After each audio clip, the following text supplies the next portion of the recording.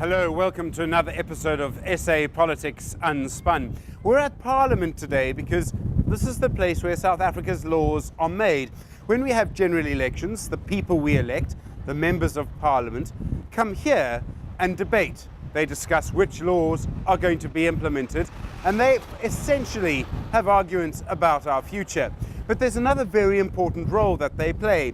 We elect a government in our elections. A president comes out of that process, so do ministers. Those ministers, that president, are held to account by the members of Parliament as well through the system of ministerial committees. The idea of Parliament is that it is the place where the nation comes together and debates South Africa's future. Parliament has two houses. There's the National Assembly and the National Council of Provinces. The National Assembly has 400 members. Essentially, these are the people who debate matters that relate to the entire country.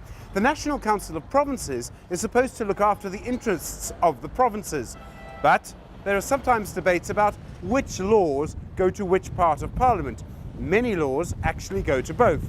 So there's a legal argument underway about whether the plans to toll Gauteng's highways actually only go through the National Assembly or if they go to the NCOP as well. The fact that Parliament is here in windy Cape Town makes this city our legislative capital. There's a big debate about whether Parliament should move, but any move would be very expensive, and there'll be a huge argument about where it would go. As a result, most members of Parliament can probably look forward to seeing the views from here for some time to come. It may sound simple, but passing a law is actually quite complicated. There's a whole procedure that you have to go through to make sure that it's legal.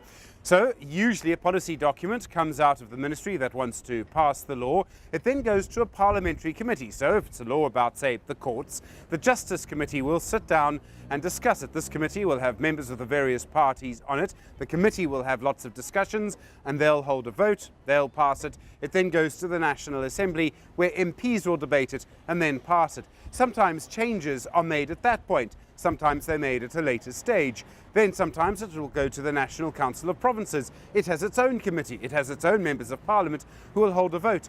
All the way along this process, changes can be made. Pretty often they just tear the whole thing up and start again.